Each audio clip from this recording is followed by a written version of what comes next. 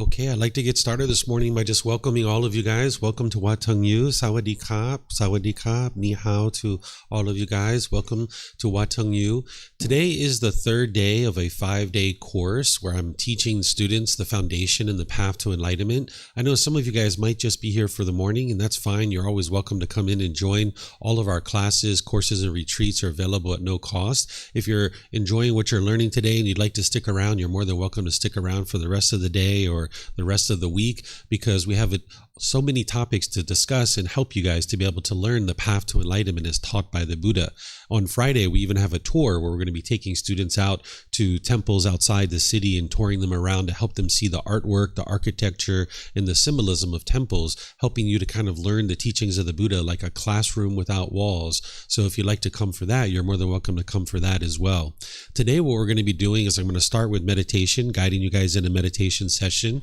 And then afterwards, I'm going to share this topic of the 3 poisons, helping you guys to understand what is causing the mind to experience anger, sadness, frustration, irritation, annoyance, guilt, shame, fear, stress, anxiety, loneliness, boredom, shyness, resentment, jealousy. All these feelings and others can actually be eliminated from the mind. Through training the mind, you can get to the point where you no longer experience any of those feelings. And it comes through training, not through belief. So the teachings of the Buddha aren't about believing a bunch of things and then hoping something good happens when you die. Instead, you're learning, examining, and investigating his teachings. You're reflecting on those to independently verify whether they're true or they're false. And then you practice his teachings, integrating them into your life, training your mind to eradicate the causes and conditions that are producing these discontent feelings. You won't find any rites, rituals, ceremonies, or worship in the teachings of the Buddha. If you've seen those things attributed to the Buddha's teachings, he actually didn't teach those kinds of things. But nowadays, 2,500 years after his death, you'll see that people have misunderstood a lot of his teachings. And you'll find even in Buddhist temples, sometimes people will be doing rites, rituals, ceremonies, worship, prayer, things like this that don't actually involve the teachings of the Buddha. These are modifications that people made over the years. But if you get back to what the Buddha originally taught and understand his teachings, you can train your mind to get to the point where you no longer experience any discontent feelings. You don't have to experience anger and stress and anxiety and guilt and shame and fear and all these other feelings. You can actually eliminate them.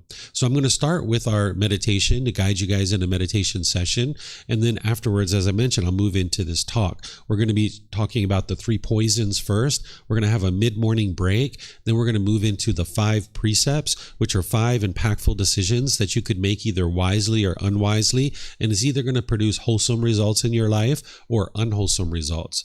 We're going to take a lunch break for about an hour and a half. And when we come back, I'm going to be sharing walking meditation, teaching students how to do this style of meditation. It's really helpful if you have an overactive mind, if you have a lot of anxiety in your mind, and the last thing you're thinking about is sitting down and being still. Walking meditation is really helpful for that.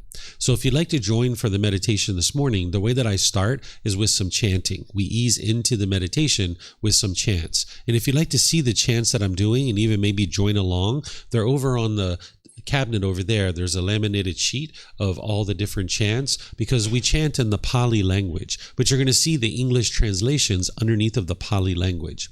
Chanting during the lifetime of the Buddha was used in order to commit the teachings to memory. Every 2 weeks, his students would come together and they would recite his teachings word for word for word, because the technology to write things down during the lifetime of the Buddha didn't actually exist. It wasn't in that region of the world. It existed in China, but it hadn't made its way over to that region of the world where the Buddha was in Northeast India. So the way that he helped his students to remember the teachings is every 2 weeks they would orally recite them. So because of this, you can see that chanting doesn't involve anything mystical or magical. It's not a rite or ritual or a ceremony or prayer. It's not worship or anything like that. It's literally just today to help ease your mind into meditation and get more benefit out of the meditation itself. Because we don't need to chant in order to remember the teachings anymore. We have books and audiobooks, videos, podcasts, things like this. But I still chant because it helps you to get more benefit out of the meditation. It brings some awareness of the mind and awareness of breath as you're easing down into the meditation. If you read the English translations, you're going to see a lot of appreciation and gratitude and respect for the Buddha. And because of this, I don't think that he actually created these chants himself.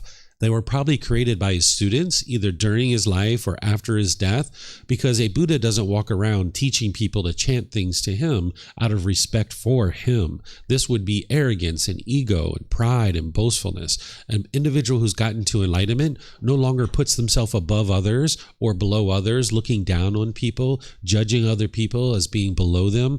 The enlightened being wouldn't actually do this. So I know that the Buddha wouldn't have created these chants himself, but they were probably created by his students either during his life or after his death.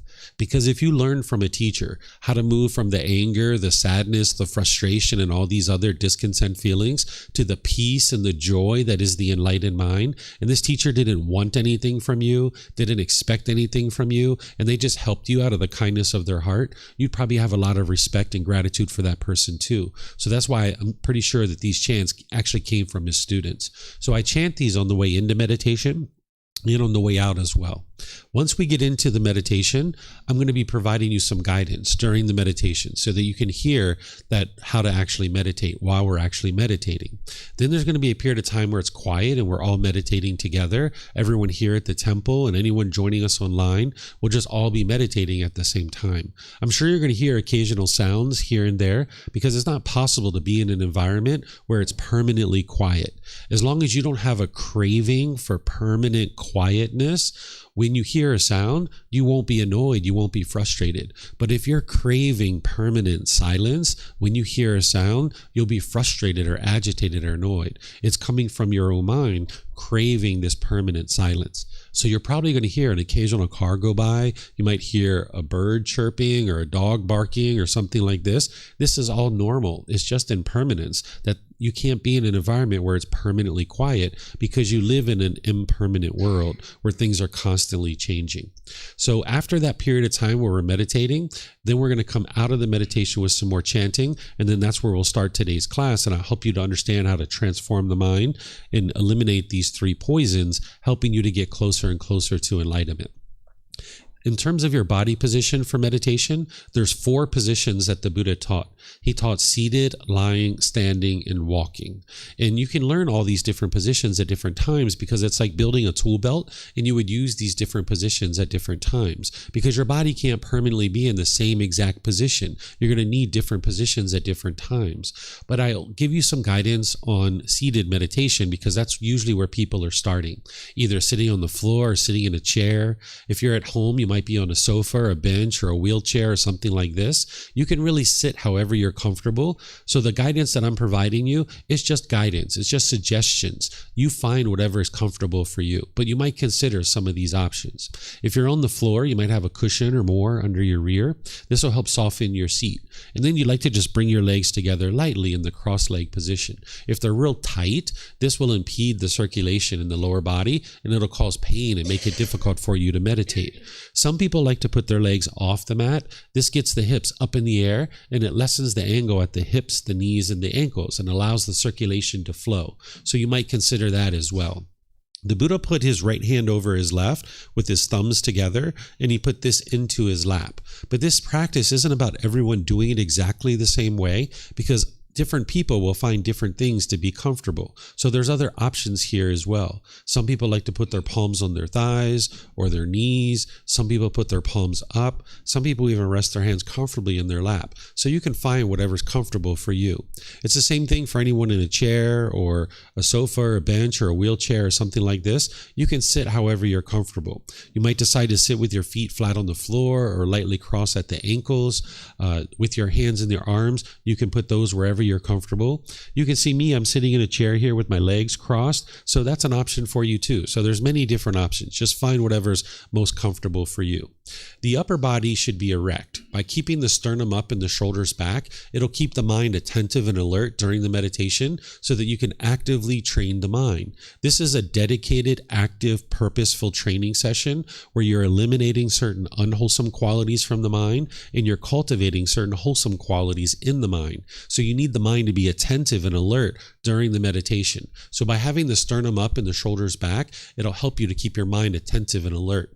It'll even help you to breathe breathe in through the nose and out through the nose. So if you like to keep your sternum up and your shoulders back, this will actually help you during the meditation. So again, I'm going to ease us into meditation with the chanting. You're welcome to join along, and then I'm going to come back in with some guidance to help you.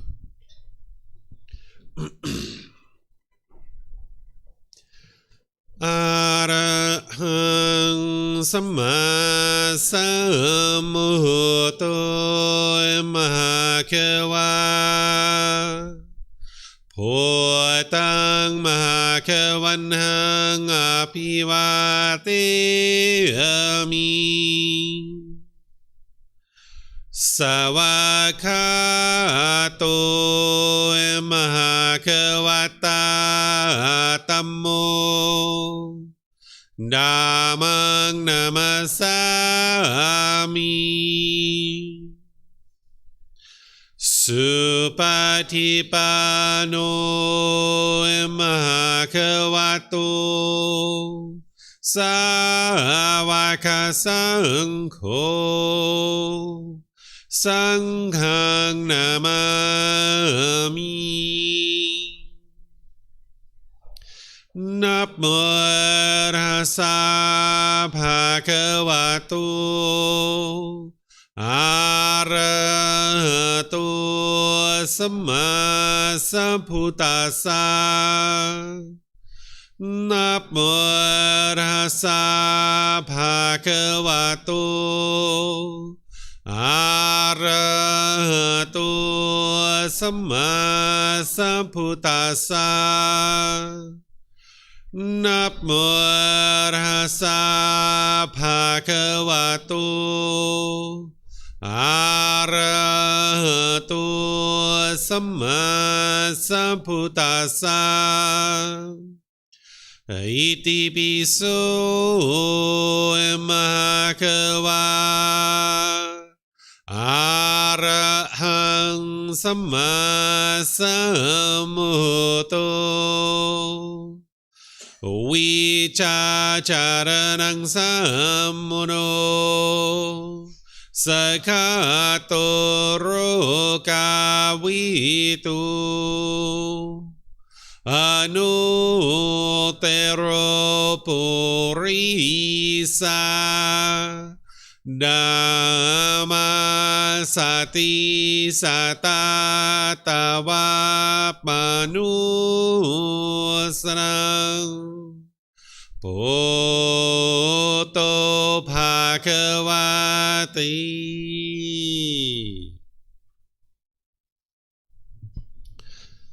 Okay, with the lower body and hands and arms comfortable, and the upper body erect. Just close the eyes and start breathing in through the nose and out through the nose. Here you're just looking to establish the breath, a nice, natural, steady, consistent breath. Not forced or controlled, just a gradual inhale through the nose, experiencing the full breath. And then whenever you're ready, exhale out through the nose. Breathing in and out. Breathing in and out. Your breath may not match up with the guidance that I'm providing, and that's okay. This is your practice. I'm just here for guidance. You can use this voice as a reminder that whenever you get to the next inhale, breathing gradually through the nose, developing a nice, natural, steady, consistent breath. And then whenever you're ready, exhale out through the nose, experiencing the full breath. Breathing in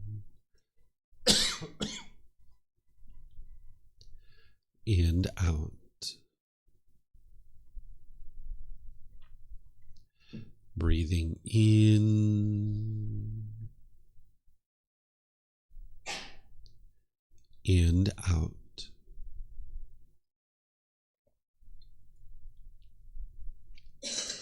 With the breath well established, start fixating the mind on the breath. Either the sound of the breath coming into the nose or the sensation of air moving over the skin into the nose. The breath is the present moment. Fixate the mind on the breath, the present moment. Breathing in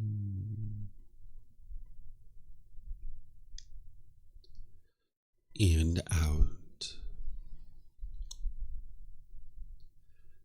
Breathing in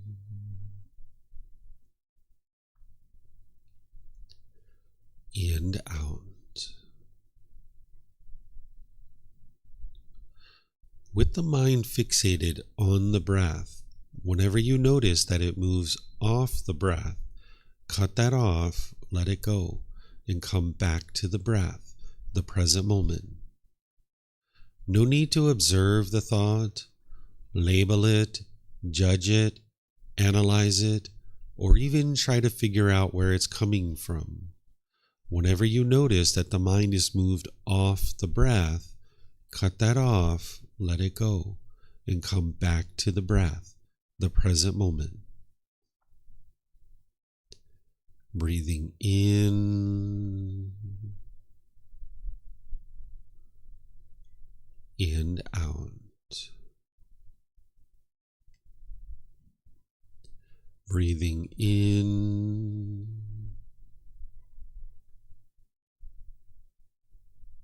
and out.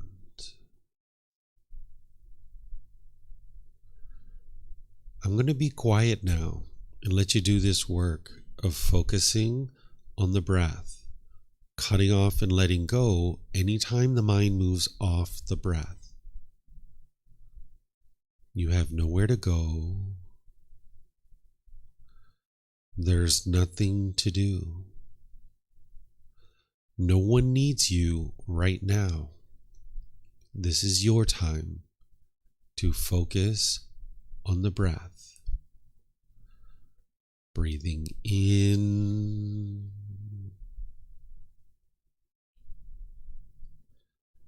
and out.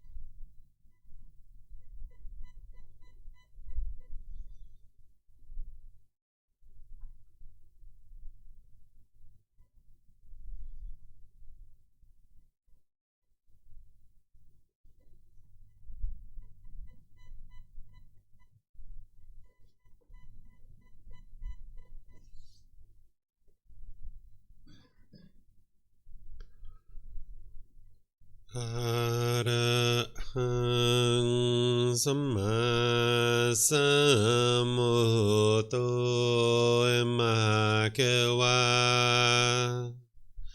โหตังมหาเกวันหังอภิวาเตมิสวากขาโตมหาเกวัตตาธัมโมธัมมังนามัสสามิสุปฏิปันโนมหาเกวัตโตสาวกสังโฆสังฆังนามามิ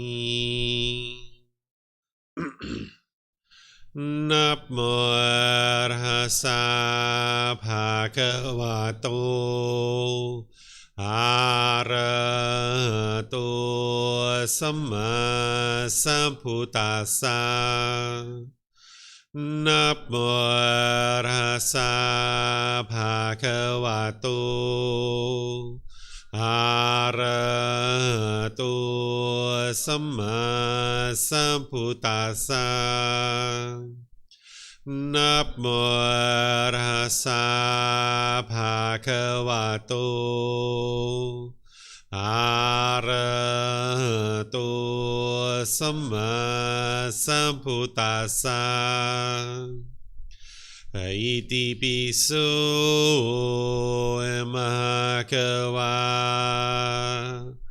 อะระหังสัมมาสัมพุทโธวิชาจารณังสัมมุโนสกขาโตโรกาวิตุ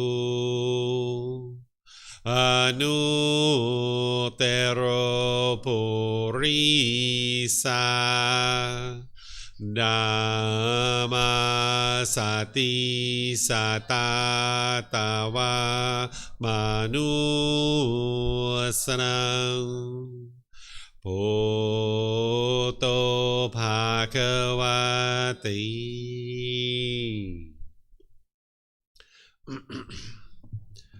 Okay, if you guys would like to slowly make your way out of meditation. Once again, welcome to all of you guys here at the temple. Welcome to everyone joining us online as well. Nice to see everyone this morning. For those of you guys here at the temple, I'd like to share just a couple of things, if this is your first time here, to help you feel even more comfortable here than maybe you already do. In the back of the room, the last two doors, there's bathrooms there. You're welcome to feel free to use those at any time. Just get up and use the restroom. There's even restrooms that are in the main temple complex. If you go out to the parking lot, you'll see signs that take you around to the main temple bathrooms. We even have snacks and refreshments that's provided over here by our students. You're welcome to help yourself to any of the refreshments over there. Feel free to do that at any time if you need a snack or some refreshments or anything like that. So again, welcome to everyone here. As I mentioned, what I'm going to do is I'm going to share this topic with you about transforming the mind away from these three poisons of craving, anger, and ignorance.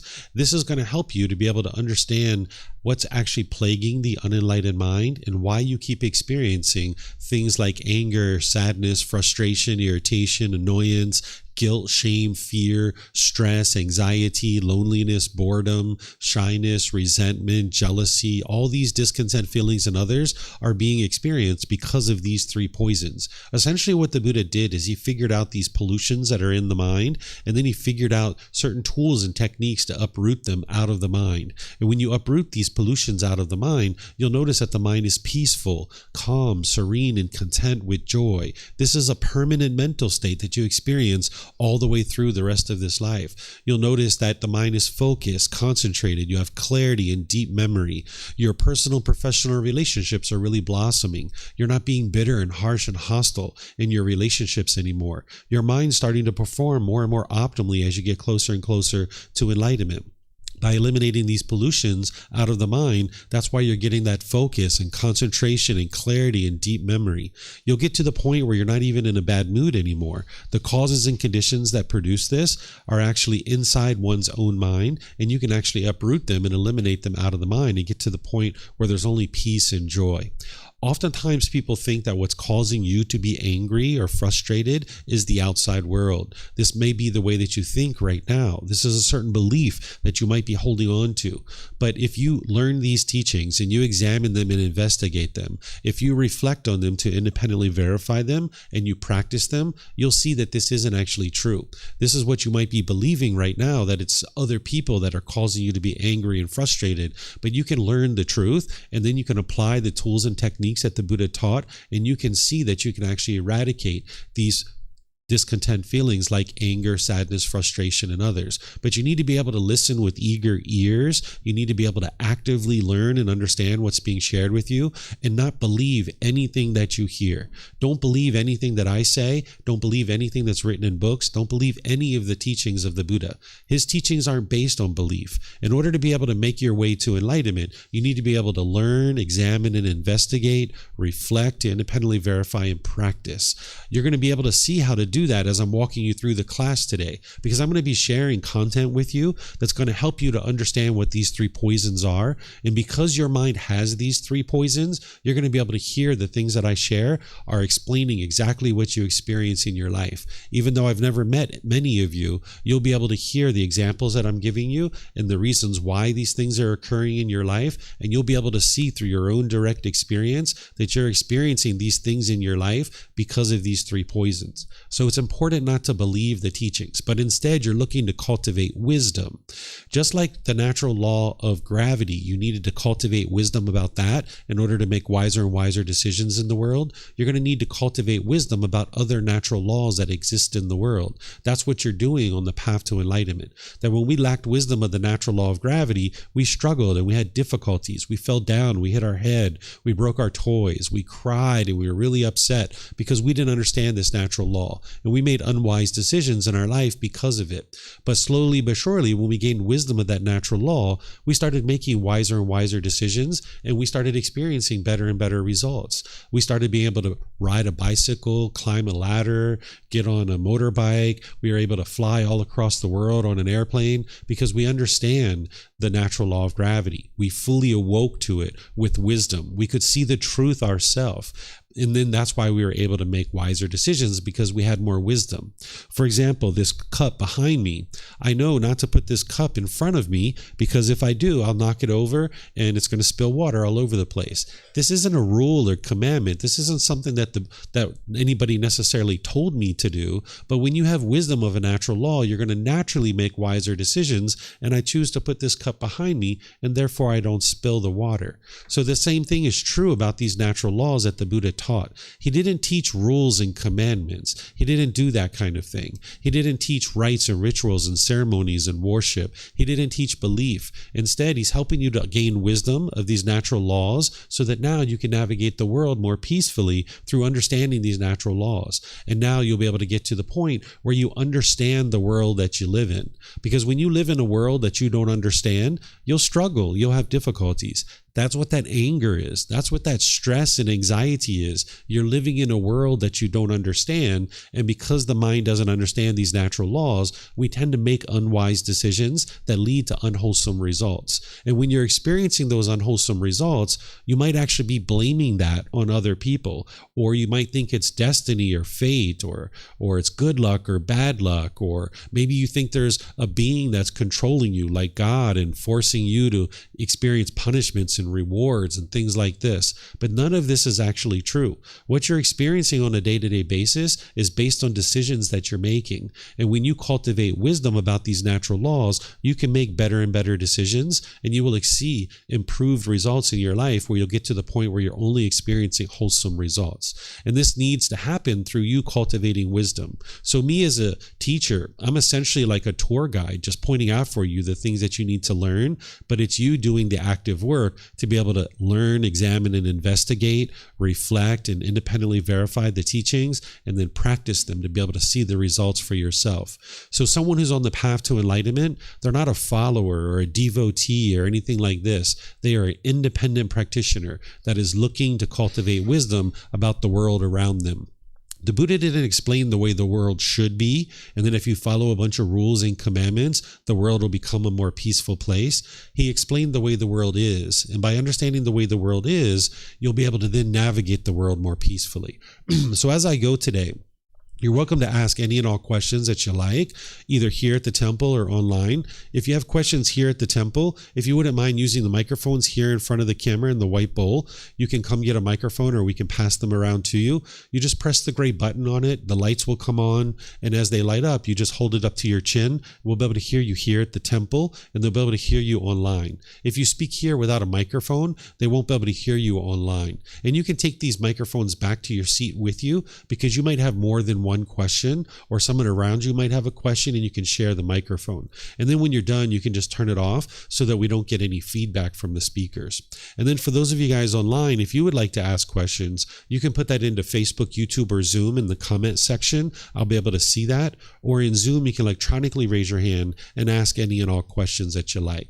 So as I mentioned, the Buddha discovered these individual pollutions that are in the mind and the tools and techniques of how to actually eliminate them. The most detailed level description that the Buddha has of these pollutions is called the 10 fetters. And this is something that someone would learn on the path to enlightenment in order to be able to fully purify the mind. These are very detailed descriptions of the pollutions of the mind. They're referred to as the 10 fetters. The reason why is because during the lifetime of the Buddha, if you were a criminal and they were trying to keep you confined to a certain area, they would attach a fetter around your ankle. What a fetter is a shackle and a chain and a ball. And now they would keep you in this field and you would be confined to this area. Nowadays, we put prisoners in prison cells or jail cells, and that's how they keep those types of individuals confined. But during the lifetime of the Buddha, they would attach a fetter to your ankle.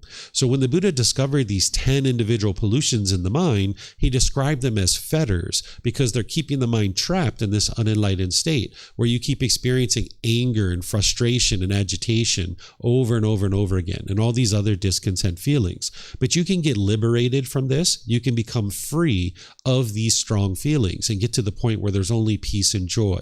So when we talk about these 10 fetters from a high level, we talk about them as craving, anger, and ignorance. This is a way to understand these 10 fetters at a higher level. So the Buddha teaches in different levels. And yesterday in this particular course, I helped students to learn something called the Four Noble Truths. And this gives you kind of a window into understanding the unenlightened mind in 4 simple statements. You can understand the problem in the mind, the cause of the problem, the elimination of it, and the path forward to completely eliminate it. And then once someone learns that, you go a bit deeper to understand the 3 poisons or the 3 unwholesome roots. If you weren't here yesterday, no worries. You're still going to understand this because not only are we going to talk about the problems today, but we're going to also talk about the solutions as well. The Buddha has a core central teaching called the Eightfold Path. This is also something that I taught yesterday, where it's 8 individual factors that help you to understand how to fully train the mind to get to this enlightened mental state. And that's the core central teaching. And the solutions that I'm going to share with you today are essentially solutions that plug into this Eightfold Path. But in order to fully purify the mind of craving, anger, and ignorance, you would need to learn the Eightfold Path. You would need to learn it inside and out, backwards and forwards, left, right, up, down, like the back of your hand. You're going to need to know it very well. But here you can actually penetrate into certain parts of understanding the teachings of the Buddha through understanding the 3 poisons. So first, to start us off, these are called the 3 poisons or the 3 unwholesome roots or the 3 fires. They're also known as defilements or pollutions. This is a high-level description of what's polluting the unenlightened mind and why it keeps experiencing what it's experiencing over and over and over again. It explains how you make decisions through these unwholesome roots, and because of it, you'll experience unwholesome results in your day-to-day life, also referred to as unwholesome karma. This word karma, or some people refer to it as karma, you might have heard that before. The word karma comes from the Sanskrit version. This is a different language, where the original teachings of the Buddha are in the Pali language. So people who study the original teachings of the Buddha will tend to use the word karma. What this word means is cause and effect, or action and result. It's the results of your decisions. If it translated to just one English word, I would just use that English word because it'd be easier for everybody, but it doesn't translate to just one English word. It's essentially meaning the results of your decisions. When you make a certain decision, you are going to experience a certain result. And when you make decisions wisely, you will experience wholesome results, or wholesome karma. And when you make decisions unwisely, you will experience unwholesome results, or unwholesome karma. And when you lack wisdom of this natural law, you're going to tend to make unwise decisions, either inadvertently or maybe overtly, that you'll intentionally make unwise decisions. But oftentimes with a lack of wisdom, you might think you're making the best decisions that you can make, but you might realize later when you're experiencing these unwholesome results or unwholesome karma that you made an unwise decision. But oftentimes when we're experiencing those unwholesome results, we blame those on other people. This is the mind's ego and the mind's unknowing of true reality, its lack of wisdom, that you might blame what you're experiencing with unwholesome results or unwholesome karma on other people. And as long as you're doing this, you're never going to cultivate the wisdom that you need to make different decisions and experience different results. Because if it's everyone else that is causing the unwholesome results in your life, you're stuck. You're locked in. You can't change anything about your life because it's everybody else that's causing these things in your life, and you can't change other people. But when you come to understand this natural law of karma and these three poisons and how these are motivating unwise decisions, then if there's anything that you don't particularly care for in your life and you would prefer not to occur, all you need to do is cultivate wisdom, make different decisions, and you will experience different results. But if it's good luck and bad luck, if it's destiny, if it's fate, if it's other people who are causing these things, if it's God or some other being that's controlling you, you're stuck. You're locked in. You can't change anything about your life. You're essentially a robot.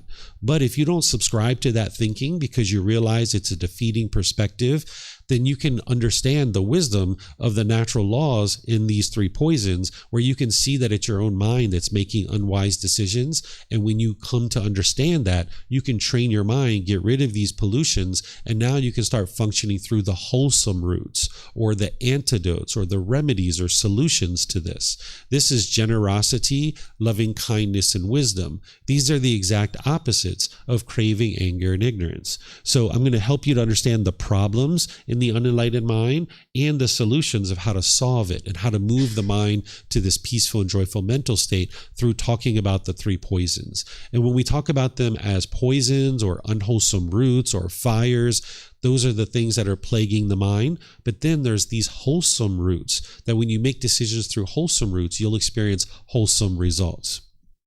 What I'm going to do is I'm going to talk about them from a high level first and just kind of introducing you to craving, anger, and ignorance so you get the bigger picture. Then we're going to go into each one in detail, and I'm going to give you examples and help you to understand them and the solutions as well. And as I mentioned, when you hear me talking, don't believe what I share, because you're going to hear me saying examples and helping you to understand these through things that I'm sure that you've experienced. And you'll be able to see exactly why you're experiencing what it is that you're experiencing in life. And that's how you'll know that this is the truth, and it will actually help you to improve the condition of your mind in your life.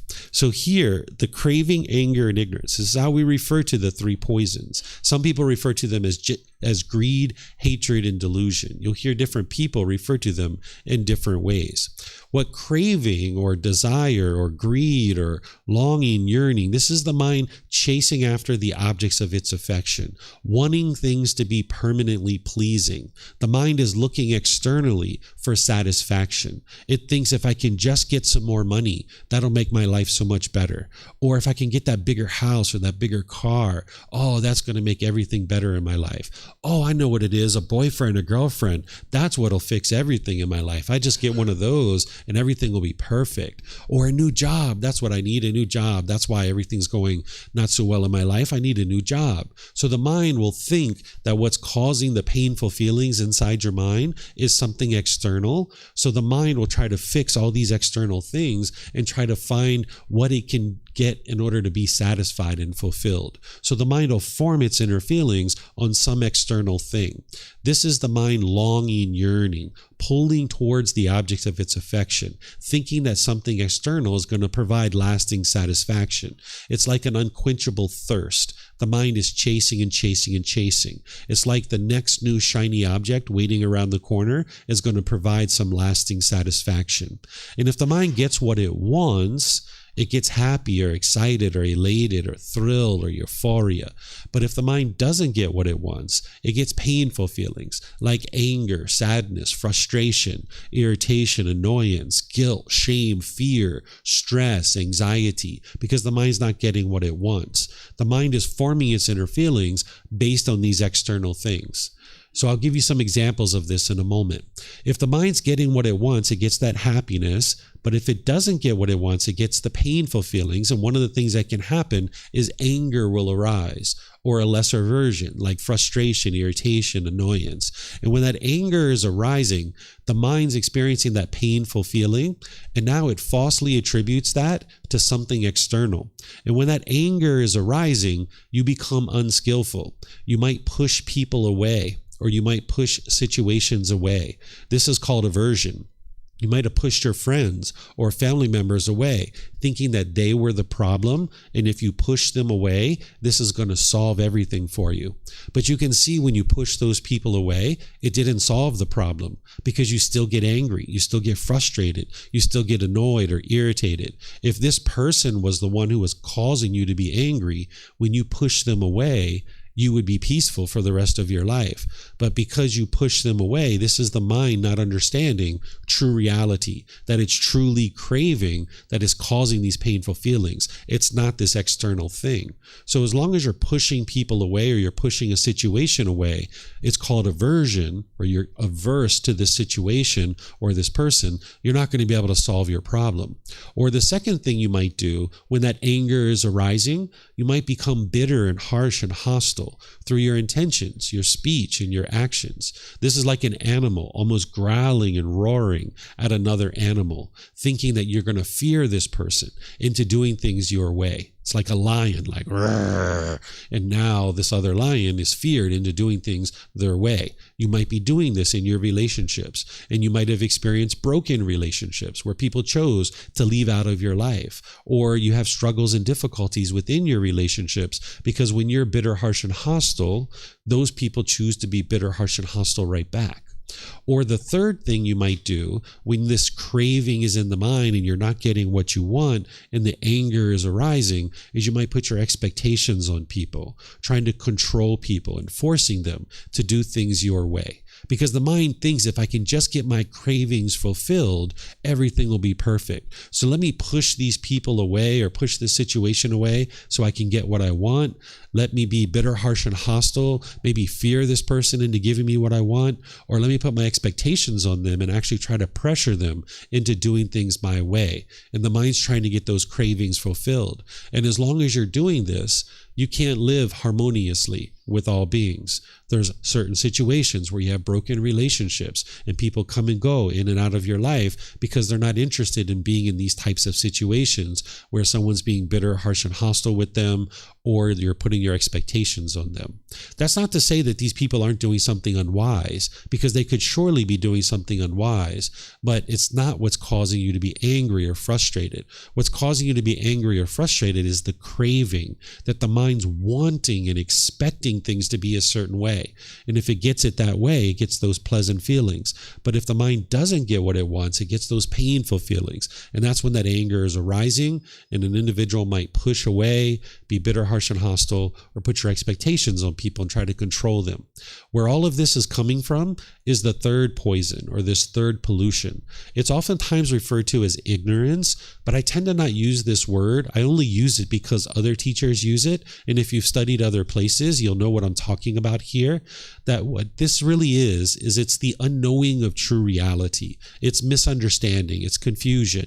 It's where the mind is lacking wisdom. When the mind lacks wisdom of true reality and what truly is occurring, it will experience struggles and difficulties in the world. So when the mind lacks wisdom of things like the Four Noble Truths or the natural law of karma or things like this, it will be confused and have misunderstandings in the world. It doesn't understand that it's actually craving and anger within your own mind that's causing these feelings. So as long as there's this ignorance or this unknowing of true reality, the mind stays stuck, where it keeps experiencing discontentedness over and over and over again. The anger keeps occurring over and over and over again because it never actually fixes its actual problem. It never actually sees true reality. It stays stuck in this unknowing of true reality, this lack of wisdom. So as long as there's this ignorance in the mind, craving and anger will continue to exist.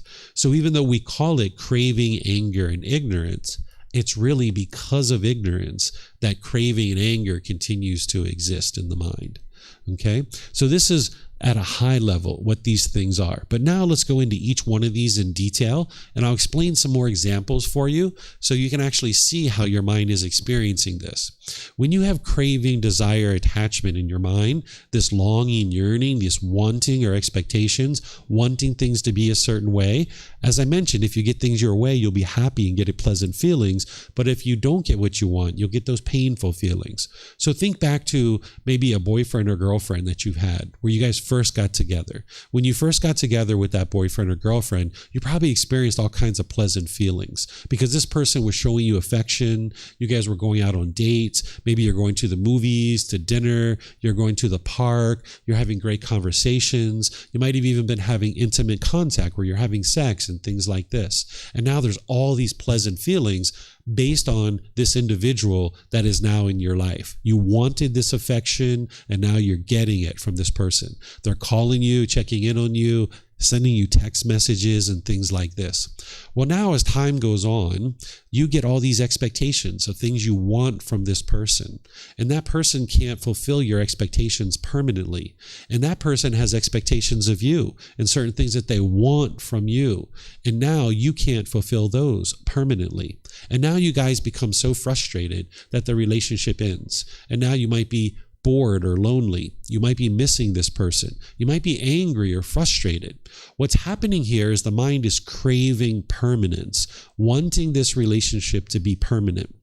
The mind was holding on. And as long as it was getting what it wanted, you felt happy and excited. But when the mind stopped getting what it wanted, you were angry or frustrated or sad. And now you felt that loneliness and boredom and those other feelings coming into the mind. Oftentimes people are confused. They think it's love or your care that is causing that anger and frustration when you break up in a relationship. But that doesn't cause anger and frustration. The love is a genuine interest in seeing all beings be well. And that doesn't cause anger and frustration. What's causing the anger and frustration is the mind is craving and longing and yearning and wanting things to be permanent. You can see this if you've had relatives or friends or family members around you that have died. When you were maybe grieving or sorrowful or any of those other feelings, you might have again thought that it was love that was causing this. But what this was the mind craving permanence. When grandma or grandpa died or someone else in your family died, your mind is craving permanence and wanting them to be permanent in your life. As long as they were alive, you're getting what you want, so the mind's happy. But then when they died, you experience this impermanence.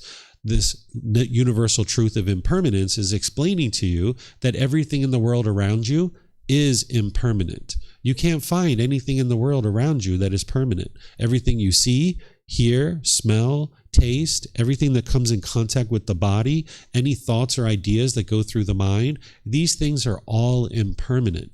But your mind is going to crave permanence in the unenlightened state. So because grandma and grandpa were born, they had to die.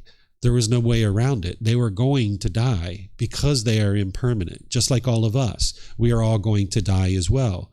But if you crave permanence, when you're experiencing this impermanence of grandma and grandpa dying, you will struggle and have difficulties in that situation.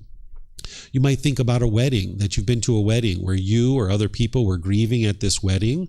You were sorrowful. Maybe brother or sister was getting married, or maybe a friend or family member. You or other people around you might have been grieving. This is because the mind's craving permanence and holding on and wanting this relationship to be permanent. But now when you see them going off into the world with somebody else and your mind is holding on to them, you struggle in that situation where the mind's craving this permanence, not realizing that you live in an impermanent world. Here's another example that might help you even more because it's not based in a relationship.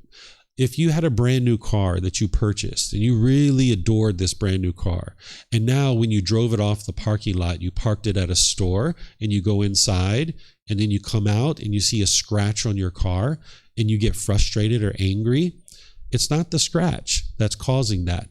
It's not the person who scratched your car. What's causing the anger and frustration is the mind is craving permanence. It's wanting this car to look permanently beautiful when this car is actually impermanent. The paint is going to fade. The upholstery is going to get ripped and torn. The tires are going to need to be changed. This is all impermanence. But if your mind is craving permanence, when you see that scratch, you'll get frustrated or agitated or annoyed. If your bank account balance is up here and you get really, really happy, then when it goes down here, you'll be sad or frustrated. If the sun is shining and you get so excited and happy with the sun, but then it starts raining and you get frustrated, this is the mind craving permanence. The mind is craving for your bank account balance to be here.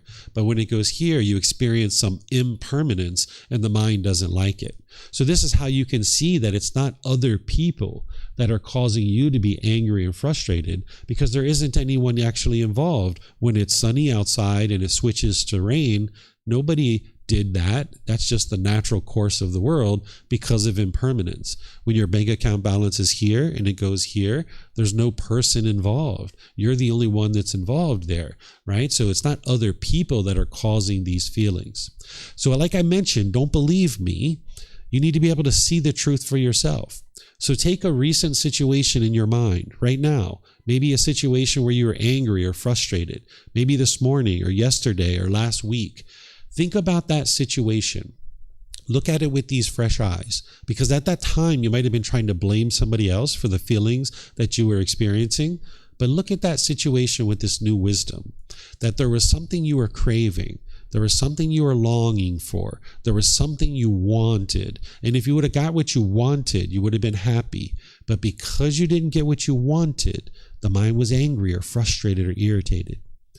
You should be able to see this if you look at it objectively. And if you have trouble seeing it, let me know. Because I've had students share with me before, hey teacher, I went to work the other day and my house looked absolutely beautiful.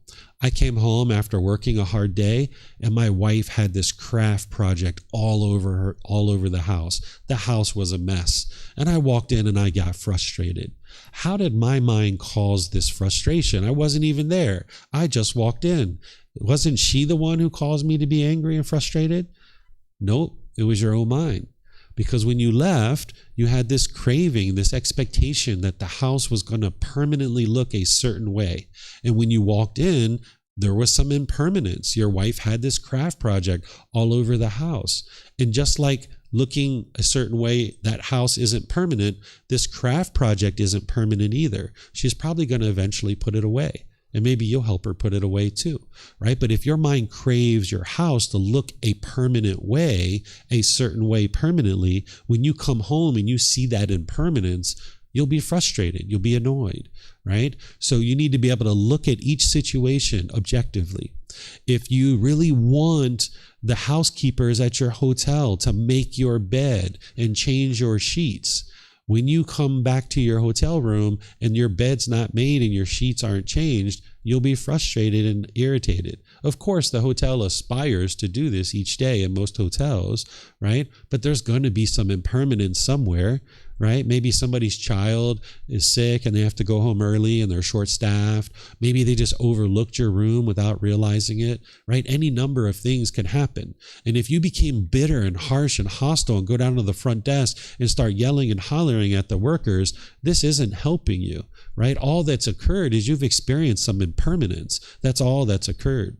If you show up to the airport really wanting your flight to go to Thailand, and you're really excited to go to Thailand, and you show up to the airport and your flight is delayed, you're going to be angry. You're going to be sitting there in the waiting room frustrated because the mind's craving permanence. It's wanting every single airplane to take off on time. But this can't happen because of impermanence. You're going to experience that there's a maintenance issue, there's a weather issue, there's a staff or crew issue. These things are going to happen. Not every single plane takes off on time. But if you're craving and you're longing, yearning, and wanting to go to Thailand so badly, when you experience this impermanence, you'll be frustrated or agitated or annoyed. And it's coming from one's own mind. So you can learn how to eradicate this. There's actually tools and techniques that really target this to uproot it and eliminate it out of the mind. There's breathing mindfulness meditation, which is the meditation we just did this morning, and there's generosity. These are training your mind to let go. This breathing mindfulness meditation that we just did, where your mind's focused on the breath and it moves off the breath, what you're doing there is you're cultivating awareness of mind. You're cultivating concentration to be able to focus on the breath. And now when you're aware that the mind moved off the breath, you're training the mind to cut that off and let it go and bring the mind back to the breath. Because when you have craving, desire, attachment, when you're craving permanence, your mind's going to want things to be a certain way, and it can't let go. Think back to that boyfriend or girlfriend. When you guys first broke up, you were angry, you were frustrated, you were agitated, you were annoyed. But at some point, you were like, you know what? If he wants to be with someone else, so be it. Let him go. And your mind let him go, and your peace came back, and your joy came back. Or you were like, you know what? If she wants to move to another part of the world, so be it. Let her go. And you let go. And when you let go, that's when your peace and your joy came back. But your mind doesn't know how to let go because it hasn't been trained to do that. That's where breathing mindfulness meditation comes in. You're focused on the breath, and anytime the mind moves off the breath, you're cutting that off and letting it go, bringing the mind back to the breath. So slowly but surely, through gradual training, gradual practice, and gradual progress, you're training your mind to let go. So you would like to build up a meditation practice where consistently over the course of your months and years that you're gradually training your mind consistently 2 or 3 times a day for 30 minutes or more, gradually training your mind to get to this point where you can easily let go and let go and let go. And eventually you'll get to the point where the mind's not holding on, craving for every single flight to take off on time. When you show up to the airport and they say, oh, I'm so sorry, ma'am. I'm so sorry, sir. Your flight's delayed. It's going to be 2 hours before we leave.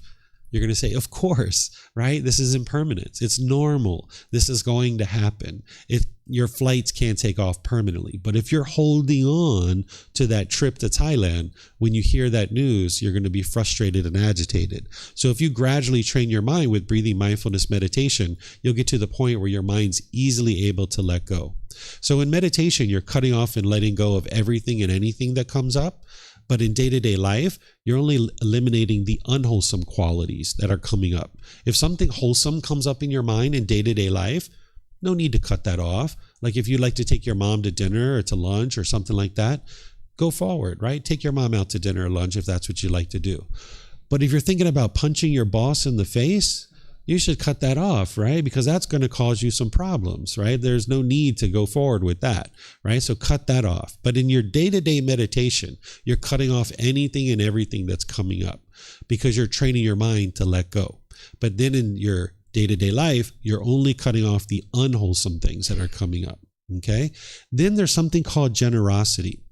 This is where you're giving and sharing more than is strictly required in any given situation, such as your time, your effort, your energy, and your resources. Because when you have craving, desire, attachment in your mind, you'll tend to be selfish. You'll hold on to things very tightly, and you'll find it very challenging to share with other people because you want things to be self-satisfying, and you hold on to things very tightly. So you can share your time, effort, energy, and resources without any expectation of anything in return, and this is going to train your mind to let go and live open-handedly and realize that you can help other people without wanting anything from that person.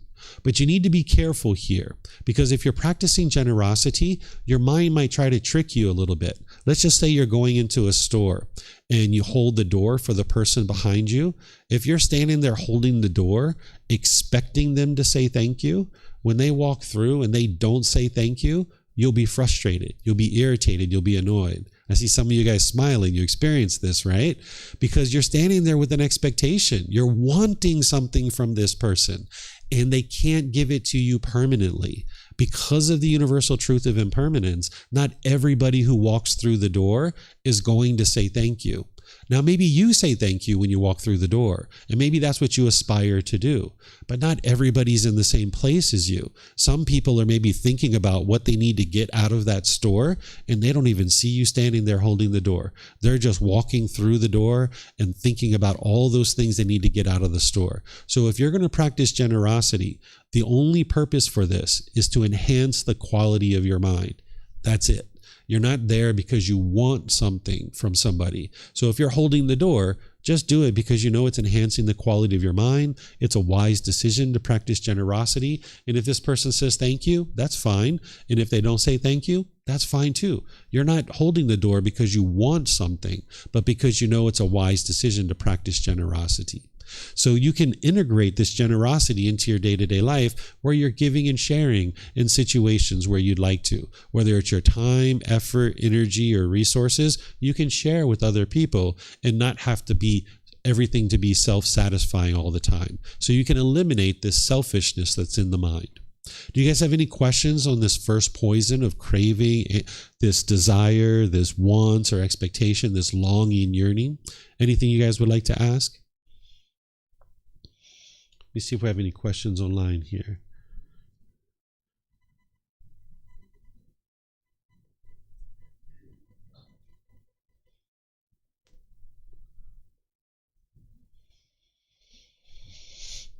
Okay, looks like we have something coming in here on Facebook. The question is, my mind knew that both my cats and boyfriend aren't permanent.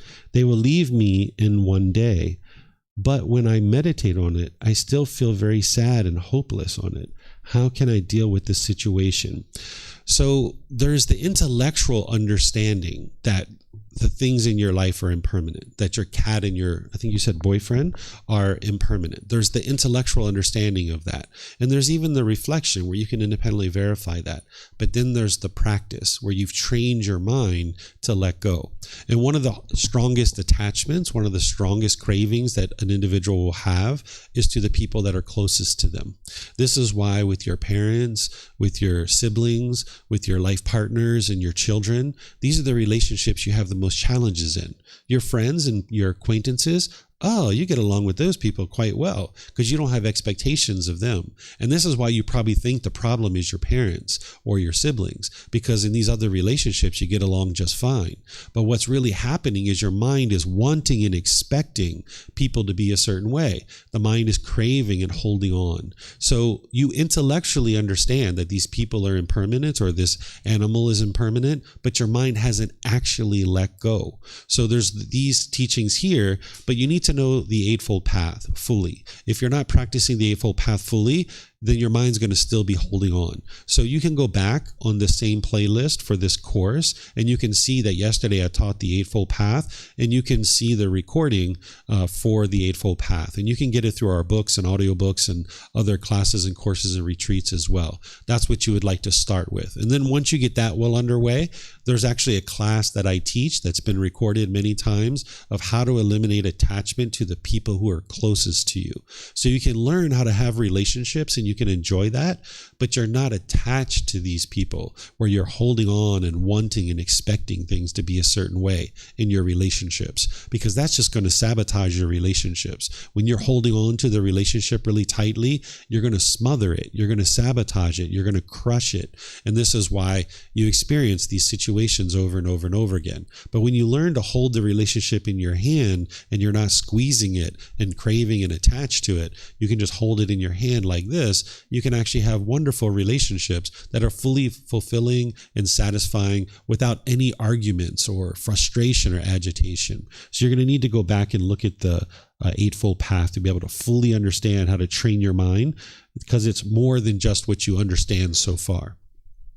Okay, so now that you're starting to understand craving, there's this craving where the mind gets what it wants, it gets happy, but then when it doesn't get what it wants, it gets those painful feelings. And one of the things that can arise is the anger, the hatred, the ill will, the frustration, the agitation, the annoyance. This is where the mind becomes bitter and harsh and hostile. There's animosity, there's resentment in the mind. And this is where you might be pushing people aside.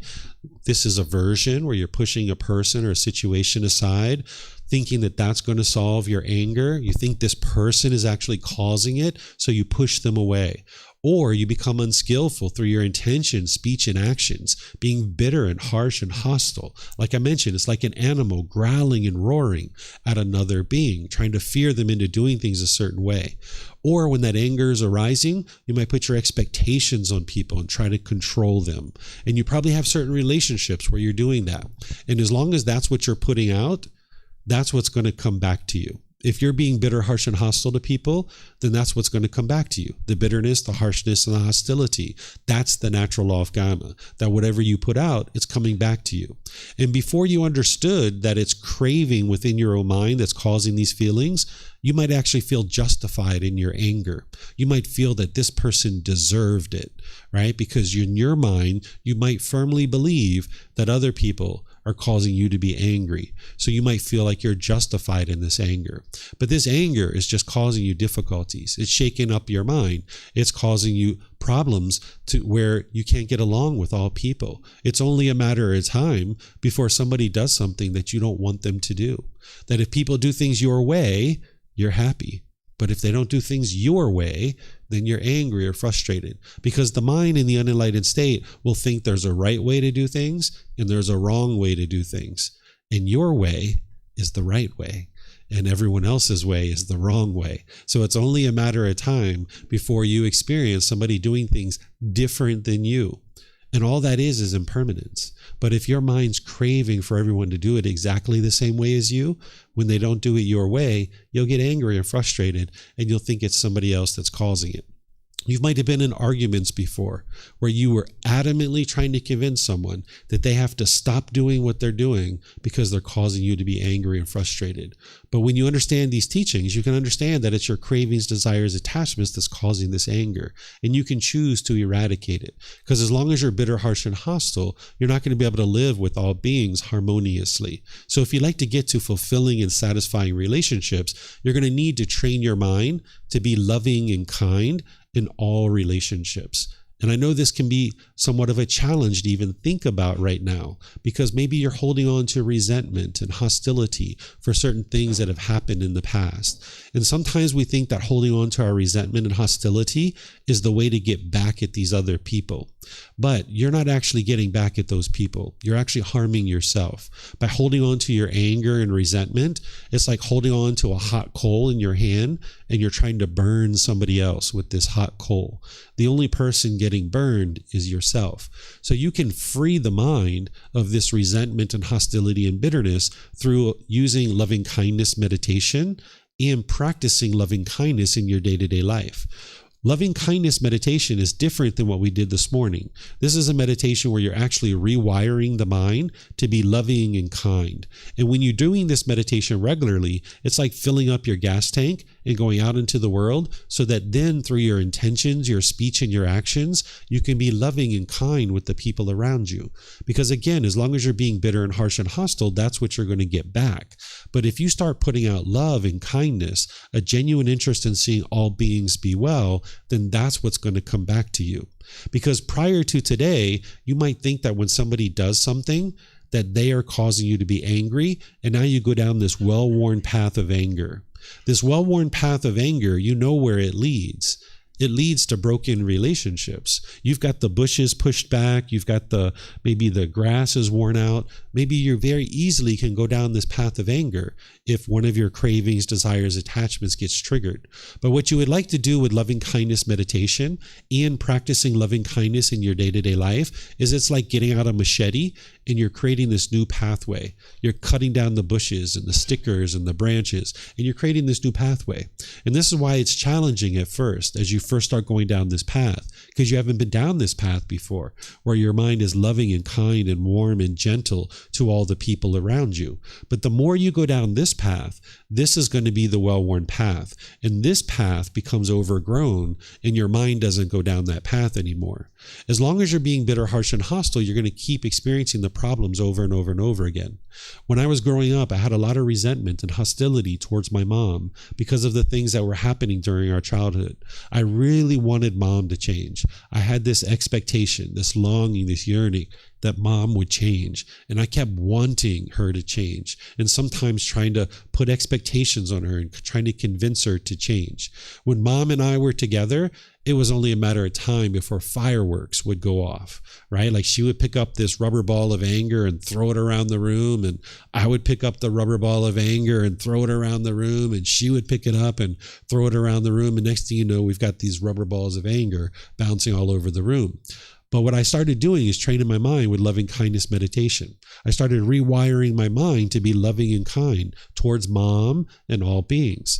And as I did, in new situations where mom would pick up the rubber ball of anger and throw it around the room, I would just watch it roll to the corner and it would lose its energy.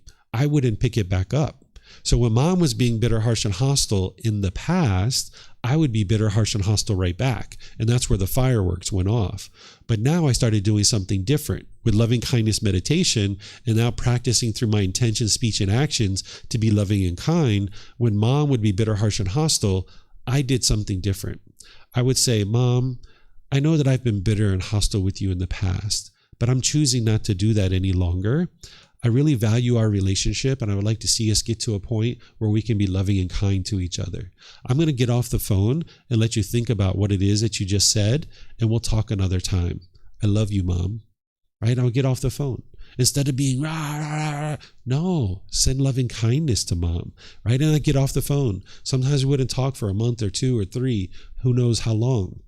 And then at some point I would start talking with her again. And then we would be talking for a few months at different times. And then she'd be bitter, harsh, and hostile again. Mom, I love you so much. And I really prioritize our relationship. I know that I've been really frustrated with you in the past, but I'm not going to talk to you that way anymore. I'm going to get off the phone and let you know how much I love you by stepping away and letting you think about what it is that you just said. I love you, Mom. Talk to you later. Right? I'll get off the phone.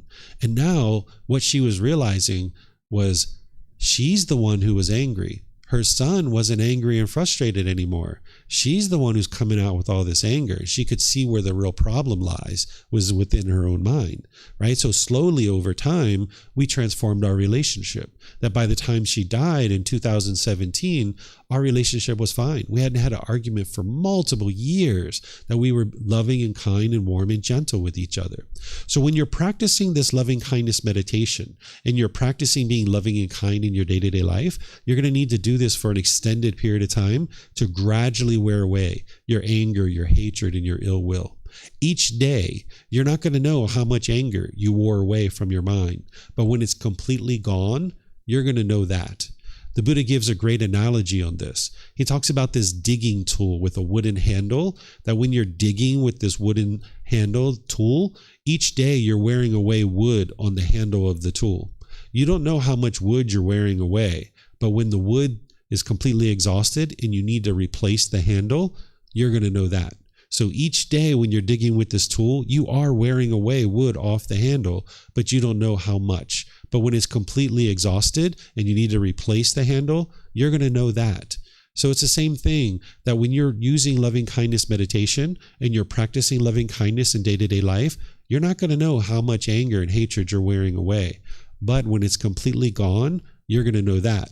because it'll be 6 months, a year, 2 years, 3 years. You haven't been bitter, harsh, and hostile with mom or dad.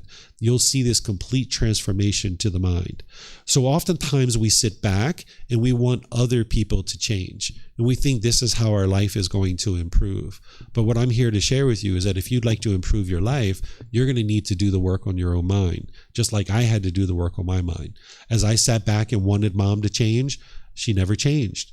I just kept wanting it for many years. But the way that we actually changed is I had to institute the change first. So we had this log jam.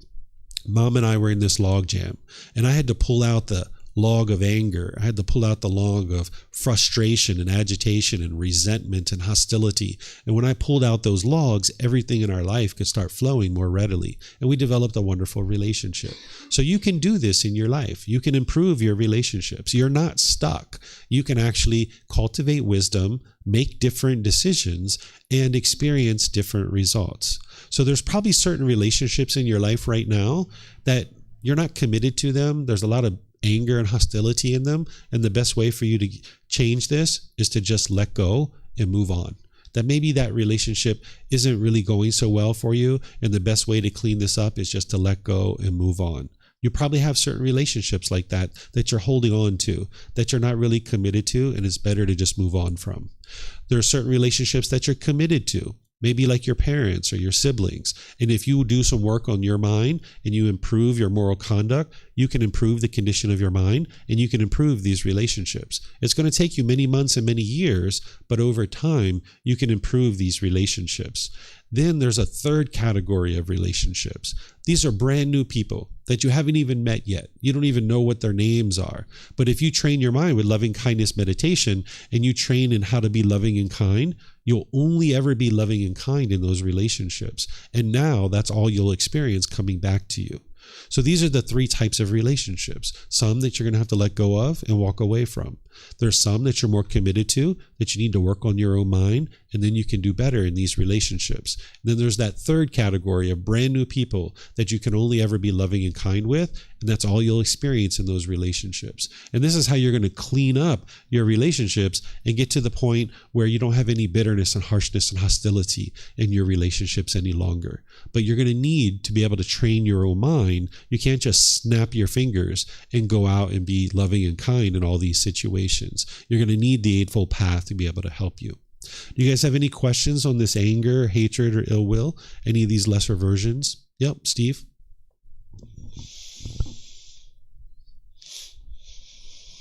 For those of you guys online, you can ask questions by putting that into Facebook, YouTube, or Zoom, or you can raise your hand in Zoom and ask any questions that you like. Thank you, David. So this morning, I think I've lost count of how many times you mentioned the word the mind. You know, the mind has these unwholesome things which is forcing me to do this, but then I can take these positive actions which can then in turn influence the mind, which is going to, and I'm pointing at the mind, but is that the mind?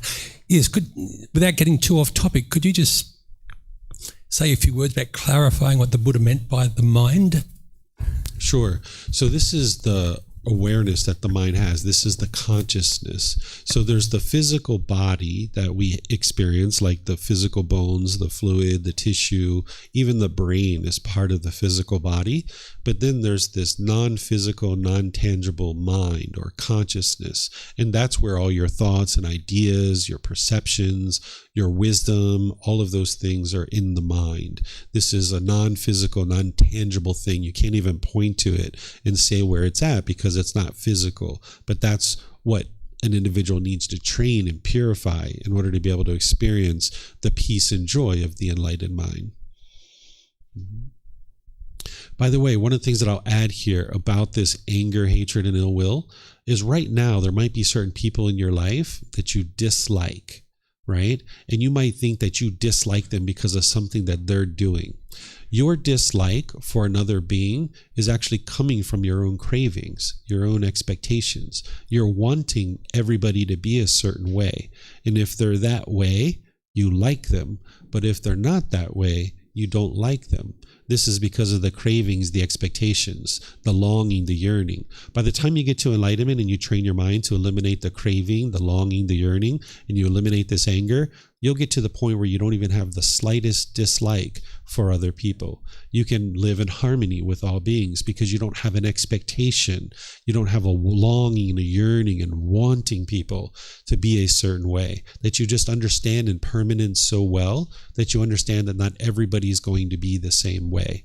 But as long as your mind is wanting everyone to be the same way, you'll have certain people that you like and certain people that you dislike. But this is coming from your own mind. It's not coming from that person, right? So you would like to be able to clean this up so you can have more harmonious relationships where they can be satisfying and fulfilling and long-lasting. So you don't have to keep experiencing broken relationships over and over and over again.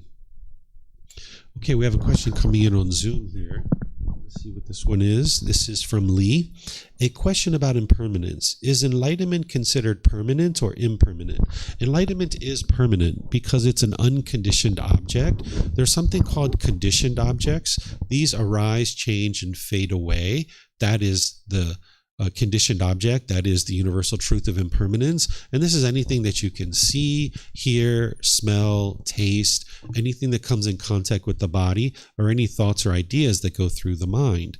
But there's also unconditioned objects. An unconditioned object doesn't arise, it doesn't change, and it doesn't fade away. So the natural laws of existence that the Buddha taught, those are unconditioned. They haven't changed from the lifetime of the Buddha 2,500 years ago. So this is why his teachings are timeless. What he taught 2,500 years ago is just as applicable today as it was back then, because the natural laws are unconditioned. They don't arise, they don't change, and they don't fade away. They are permanent. So the same thing is when you purify your mind of these conditions, when you eliminate the conditions of craving, anger, and ignorance, the mind is now unconditioned. So there is no condition that is producing the peace, the calm, the serenity, the contentedness with joy. So therefore, it's a permanent mental state. As long as your mind is basing its inner feelings on some condition, then your happiness isn't permanent.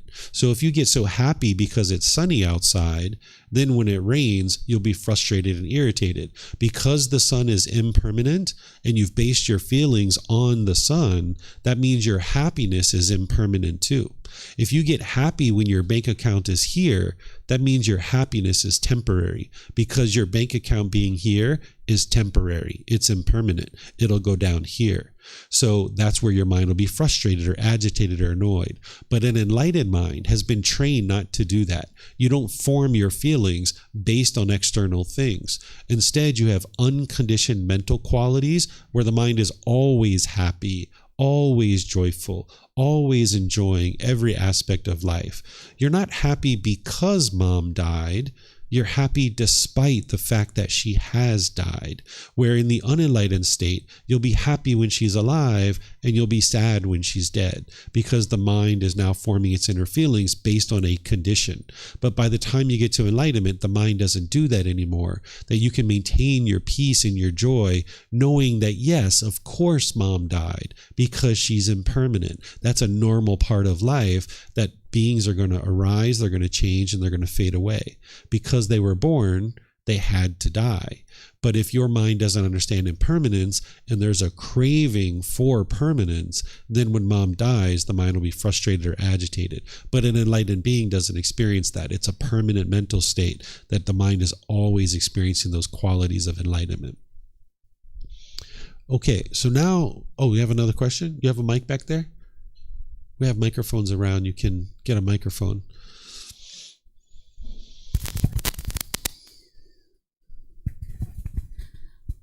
Yeah, thank you.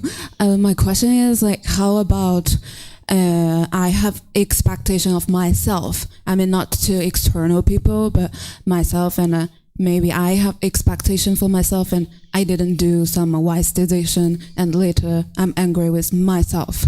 Do I treat myself as the same way I treat external things? Yeah, eventually when you train your mind, you'll get to the point where you won't be doing that, where you'll have certain goals and objectives that you're working towards, but you don't form your feelings on whether you accomplish it or not. So one of the things that the loving kindness meditation does, and by transforming your mind away from this anger, hatred, and ill will towards others, you learn to not have anger and hatred towards this being too, where you can be loving and kind towards this being. Because oftentimes people have a negative inner talk or negative inner dialogue where the mind's being degrading and disparaging to this being who you are, but you can transform all of that too. So you're not interested in putting your expectations on others, but you're not also interested in putting expectations on yourself. What you would like to do is has goals and objectives, but you need to understand what a true goal is, because oftentimes people are setting goals, and then if they accomplish that thing, they're so happy, but if they don't accomplish it, they're sad or frustrated. That's not an actual goal. That's a craving, that's a desire, that's a longing, that's a yearning that the mind has. And now it's forming its inner feelings on whether you get it or not. A true goal is one that you're working towards, and you don't form your inner feelings on whether you get it or not, but instead you just gradually work towards it with wise decision making. And now, if you're making your way towards it, you can maintain your contentedness whether you get it or not. You can maintain your joy whether you get that objective met or not. So if you're working towards a goal and you're 80% of the way there, you can look at it and you can say, I was interested in getting this done and accomplished, but let's see, I'm 80% of the way there. I could add resources so that I can maybe accomplish this particular thing, or I could extend my timeline, give myself more time to be able to do this, or you know what? 80% is just fine. I don't need to get to the 100. 80% works just fine. So you can get to the point where you set goals and objectives for yourself and you wisely work towards them. But then when you're short of those goals or objectives, you make wise decisions to figure out, can I extend my timeline? Can I add resources? Or am I just completely fine with the 80% and I don't need to go any further? And now you can maintain your joy and your contentedness in this situation. So this takes training for the mind to understand how to pursue true goals rather than having a craving and a longing, a yearning, and forming your inner feelings on whether you get that thing or not. Thank you. Yes, sir. And thank you. This is my first time to take such meditation. So you mentioned that some practice like a generosity practice and love and kind meditation can help you to avoid craving and relieve the anger. So I'm curious about how to do such generosity practice and love and kind meditation in our daily life. I think it may be hard at the beginning.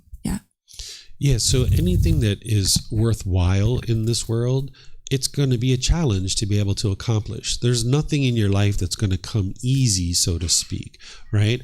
But living life in the unenlightened state is very difficult. It's a big struggle.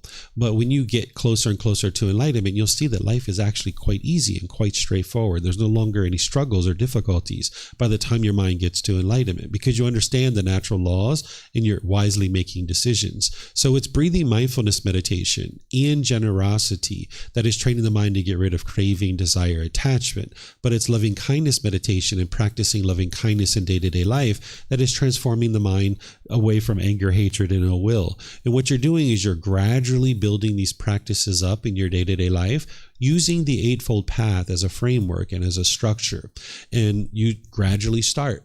So as you heard me share, you would like to build up to 2 or 3 meditations per day for 30 minutes or more. And that can sound like a lot for somebody when they're first getting started, because there's probably certain unbeneficial things that you're doing in your life that if you cleared those things out, you would find that you have more time to do things. So if someone's on social media or YouTube or these other things for 3, 4, 5, 6 hours a day, you could scale that back. 30 minutes, an hour a day. And now that'll give you so much more time to do things like meditation. So you would like to just start somewhere or maybe it's 1 or 2 sessions per day, maybe for 5 or 10 minutes. And that's where you start.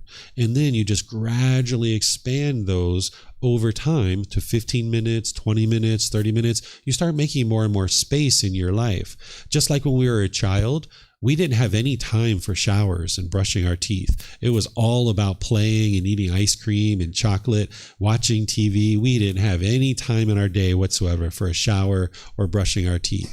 But slowly but surely, we saw the benefits of taking a shower and brushing our teeth, and we started making time for taking a shower and brushing our teeth. We stopped playing so much because we benefited from this shower and brushing our teeth. And now we can't imagine going more than about a day without taking a shower and brushing our teeth, because we see how much benefit that is for us. And it's the same thing with meditation, is if you start meditating once or twice a day, even for just 5 minutes, you'll be able to start seeing more and more benefits. And then you'll start clearing out some things in your life. And this is how you gradually start integrating these things into your life. You do it gradually with small incremental steps. Okay, thank you. You're welcome. Yeah. You're welcome to come get another microphone. Ma'am, you're welcome to get another microphone. Yes, sir. Question might be partially answered already, but my question is like this. How does meditation exactly help us to develop a capability of letting everything go and not craving for the permanent? Is it because when we are doing, we have this subconsciousness paying to ourselves? Yeah, your mic's impermanent. We are disconnected. I understand what you're asking. Yeah. Your mic's impermanent there, just like everything else in the world around us. So what's happening with the mind is that it is craving permanence. But when you're focused on the breath and the mind's moving off the breath, your mind is now moving and it's going to something else. And now when you train your mind to let that go, that's training your mind to eliminate craving, desire, attachment. Because with craving permanence, the mind doesn't want to let go. So if you think back to that boyfriend or girlfriend, the mind was holding on. It couldn't let go, right? So now with that meditation or breathing mindfulness meditation, it's training the mind to let go. And that's what you're doing through the 2 to 3 sessions per day for 30 minutes or more, is training the mind to let go. And now in your day-to-day life, you'll be able to actually let go rather than hold on and want these things to be a certain way. So it's learning to be in a relationship and enjoy that relationship without trying to control it and force it to be a certain way. And now with your mind being trained to let go, you won't try to force these things to be a certain way. But there's much more that you need than just meditation. You wouldn't be able to meditate your way to enlightenment, but you also wouldn't be able to get to enlightenment without meditation either. So there's other teachings and other training that you need besides meditation. And that's why the Eightfold Path is so important, and other things as well. What I suggest people to do is start with this first book. This is the first book of our book series. You can actually get it for free. You can download it from our website by going to buddhadailywisdom.com, and it's downloadable for free. You can take it and go print it yourself if you like. You can get printed versions here by just reimbursing us for our printing cost, or you can order it on Amazon. And this is going to help you get the foundation and the path to enlightenment. We have 13 books in our book series, but you would like to start with the first one. And that's what's really going to get you started and moving in the direction of understanding all the plethora of teachings that you need to be able to make your way to enlightenment. Because this first book is going to provide like a framework for you, and then all the others are going to fill that in for you. And then you're going to need classes and courses and retreats. And that's why I teach here at the temple and I live stream them. So no matter where you are in the world, you can attend our classes here because we live stream them. And then as I travel around the world and I teach in different places, you can attend those too. It's all available for you at no cost, including personal guidance. You can schedule with me either in person or online, and we can talk about certain challenges that you're having in your day-to-day life, and I will help you understand how to apply these teachings to be able to solve those. So if you guys are interested in getting rid of your anger and your frustration and all these other discontent feelings, the sadness and the loneliness and the boredom, there's help for you here. And there's no obstacles in your way. Everything is available at no cost. The only thing you have to do is apply some effort and energy, some dedication and determination, and there's somebody here that's motivated to help you to be able to experience this enlightened mental state. So that's how it works. Yep. You're welcome. All right. I saw some more hands. Yeah. Hello. I have a question about generosity. Myself have an expectation on myself that I hope I can be generous and kind. So if I find someone was in trouble and I can't control myself to help him or her, and this was always comes with an expectation that he can do the same thing with me, or he or she can say thank you to me. So I often get frustrated and hurted. So how can I solve this desire of kind or generosity? Yeah, if you're gonna help somebody in life, you need to do that without any expectation. Because as soon as you're helping someone because I expect them to help me, that's not pure generosity. And now, because of impermanence, they're not always going to be able to help you. So you're kind of setting yourself up. You're sabotaging your mind to experience discontentedness. As soon as you allow there to be an expectation that I expect this person to do that, now you're going to experience discontentedness at some point. So if you help somebody, just help them without any expectation of anything in return. And that is going to protect your mind and allow you to now be peaceful and joyful, because you're not doing it because you want something from them. You're doing it just to help them, and that's it. And if they choose to do something back, wonderful, that's fine. But that's not what you expect for them to do. Mm-hmm. I have a question back there. Question. These batteries are running out. I'll move a little closer. Yeah, it could be that too. The question is about how do you apply the loving kindness meditation and dispelling anger, hatred in larger global political situations. I find it's really easy to be empathetic in relationships with people in my life who wrong me or are unkind. But if you think about like the larger political situations happening right now, where they're from, or money that we are contributing to our government through our whatever, then being used in for services to help people, like feeding the poor, providing student loans, are now being used for like funding wars. Mm-hmm. How do you I suppose like offer or let go of some of the anger that you may feel towards those situations and offer like loving kindness? Like, who are you giving that to? Mm-hmm. How do you do that without co-signing situations that they're creating? Sure. So where this is all coming from is it's still coming from craving, desire, attachment, wants, and expectations. That in that situation, the mind is wanting this government to do things a certain way. And in your own mind, you have a certain perspective of how this government should or shouldn't function. And now, as long as you have that craving in your mind for this government body to do things a certain way, when they don't do things that way, you'll be frustrated, you'll be angry. So you need to get rid of this craving for the world to be a certain way and realize that these individuals are all functioning through their own pollutions of mind, and they're not going to do things your way. They're doing things based on the natural laws, that they're functioning through their own craving, anger, and ignorance.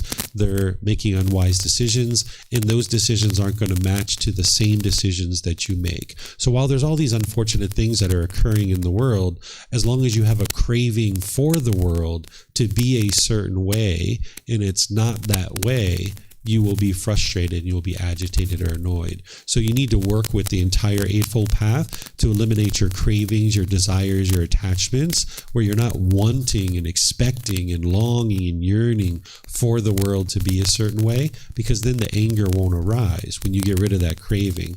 But then in terms of the anger that exists in the mind today for those different groups of people, not only can you do loving kindness in your own mind to rewire your mind so that it's loving and kind towards individual people, you can do it for groups of people too.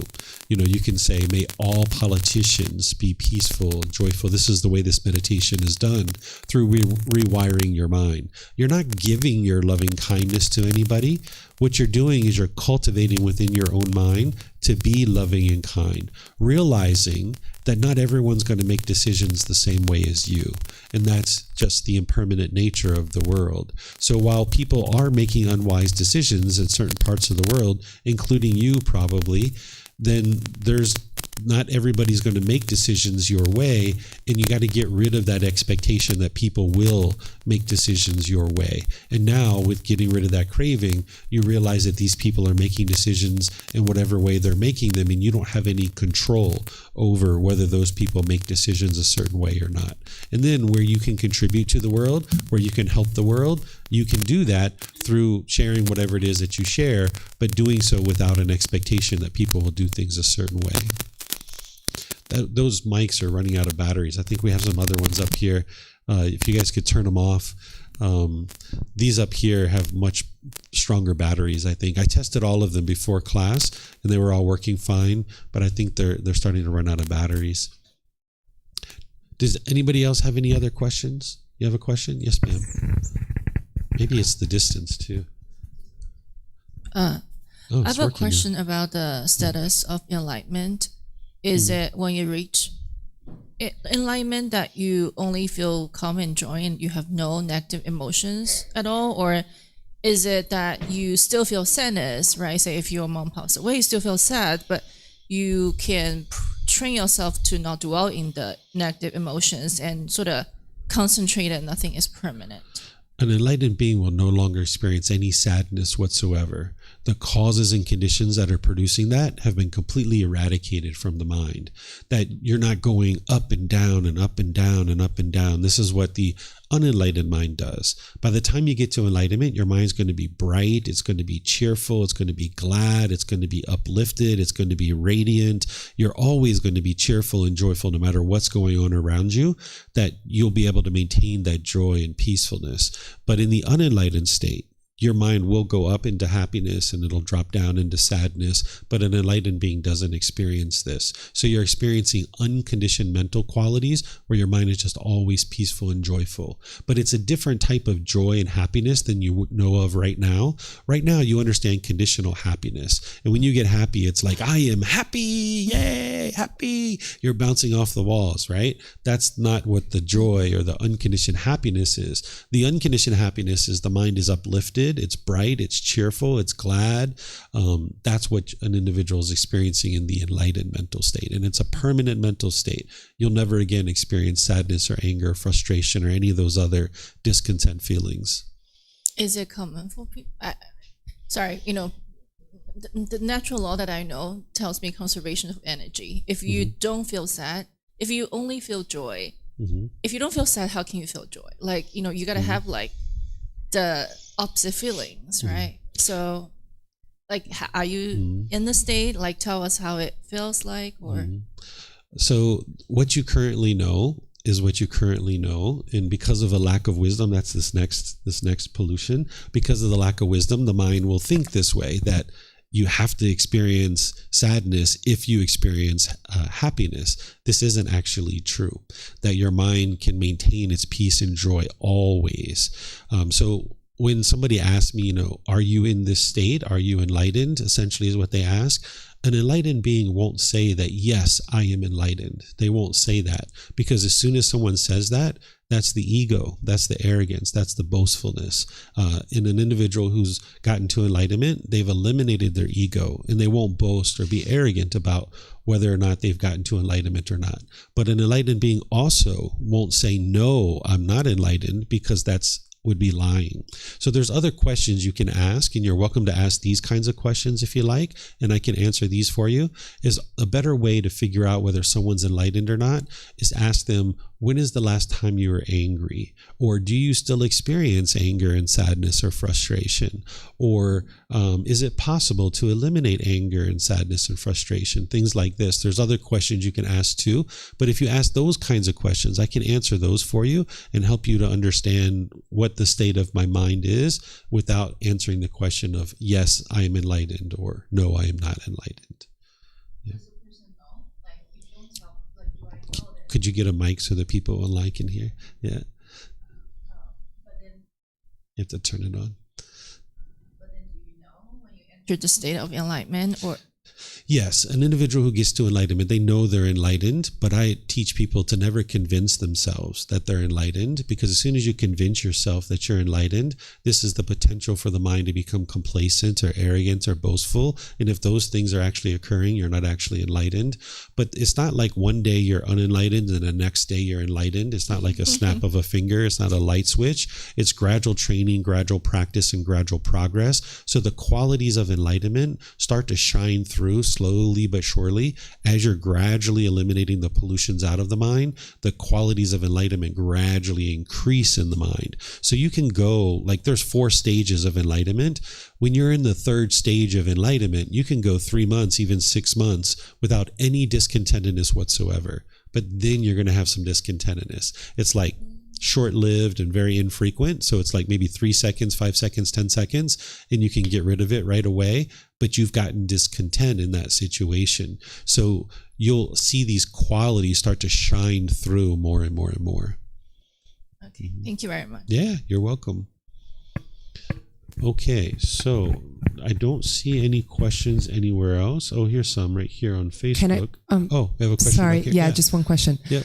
Relating to what she was saying, how do you, or where do you draw a line in between accepting things and trying to change whatever you think it's not, let's say it's harmful to other people? I'm not saying right or wrong, but I suppose that we could all agree that whatever harms other people could be considered wrong.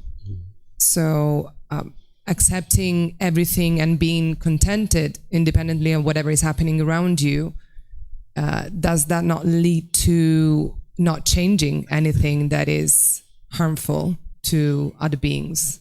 No, it doesn't lead to that, because choosing to not base your inner feelings on what is happening doesn't change the fact that you could make decisions to make things different than what they are. It just means that your mind is completely content, right? So for example, my son started a new school last year, and at the beginning of the school, there was a bully that was starting to try to bully him, right? And then, of course, I'm not interested in this occurring. My son's not interested in this occurring. We needed to take action with the school in order to stop this thing from occurring. Well, if I would have went into the school being angry and demanding and frustrated and you guys aren't doing your job, why aren't you protecting my son, blah, blah, blah, blah, that wouldn't have turned out well. But by maintaining my calmness and composure, I could interact with the school and I could guide them to understanding what it is that my son was experiencing, and then encourage them to take action to resolve the situation. And that's what we did, right? So choosing to train your mind to get to the point where there's peace and joy in the mind and no longer forming your inner feelings based on a certain situation doesn't say that you don't make wise decisions to improve a certain situation in the world.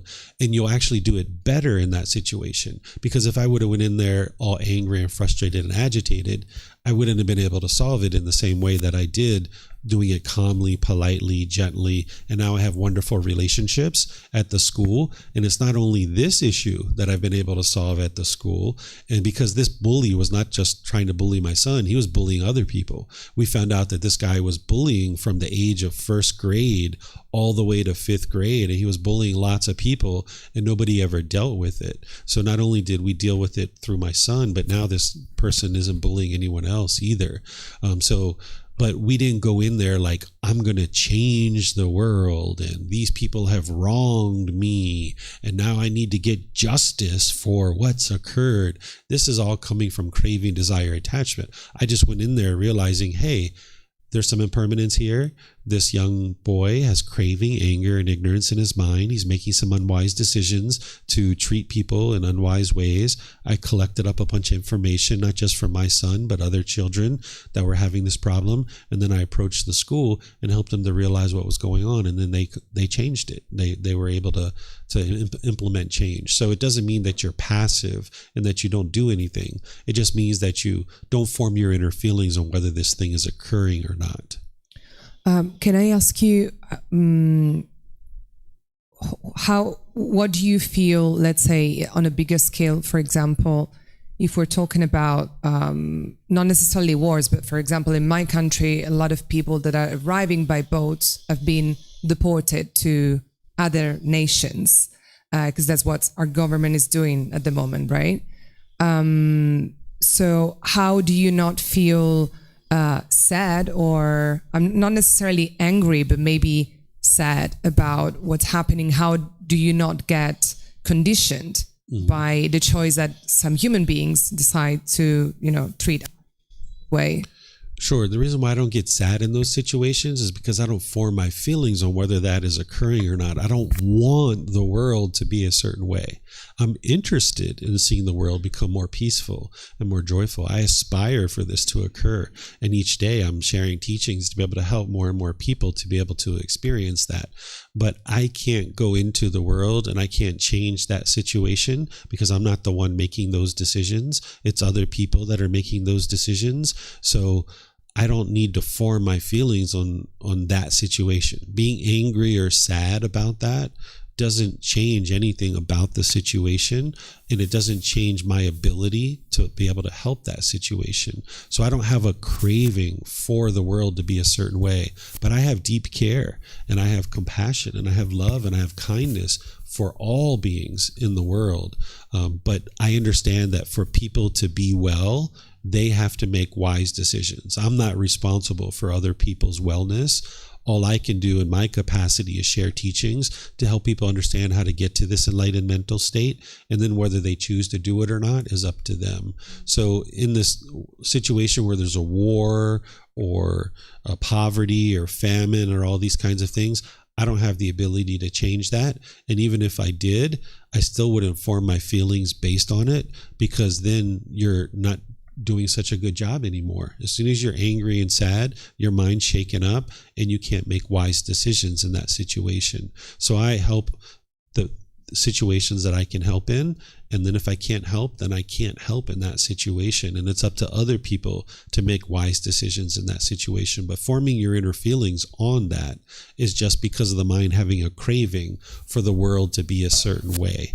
And when I look out at the world, I see the world is experiencing exactly what the Buddha taught, which is through these natural laws. Some beings are going to have food and some beings aren't. It's unfortunate. It'd be wonderful if everybody had food, but because of impermanence, some people are going to have food and some people aren't. Some people are going to have medical care and some people aren't. Some people are going to be living safely in their homes. Other people aren't. They're going to be migrating and moving all over the world. Some people are going to be living in peace with no war, and some people aren't. That's the universal truth of impermanence. But if I crave permanence, then that's when the mind's going to be frustrated or agitated or annoyed when it's not getting what it wants. So when you can understand impermanence, you can understand that the world is functioning exactly the way that the Buddha described it through these natural laws. And then because you understand the world, there's no need to get frustrated or agitated about the world, because the world is functioning exactly the way the Buddha described it. Okay, so we have this other, let's see, based on your like and dislike comments, I understand that not everyone is the same, and letting go of craving the same would be beneficial. But what if you still don't agree on the behavior? Should I maintain distance from this person? So you need to be able to understand that any behaviors that someone else is having, if they're being harmful, like they're harming physical body, they're harming material possessions or reputation, it's oftentimes wise to distance yourself from that situation. But if it's just certain behaviors, like someone's talking a certain way that you don't like, or somebody's wearing clothes that you don't like, or things like this, that's just your own cravings, desires, attachments. So you have to look at each one of those situations and make sure that it's not your cravings that is causing your mind to think the way to solve this is to push this person away. So in a situation where someone's being harmful through their intention, speech, and actions, harmful meaning harming your material possessions, the physical body, or your reputation, those situations, it's wise to move away from.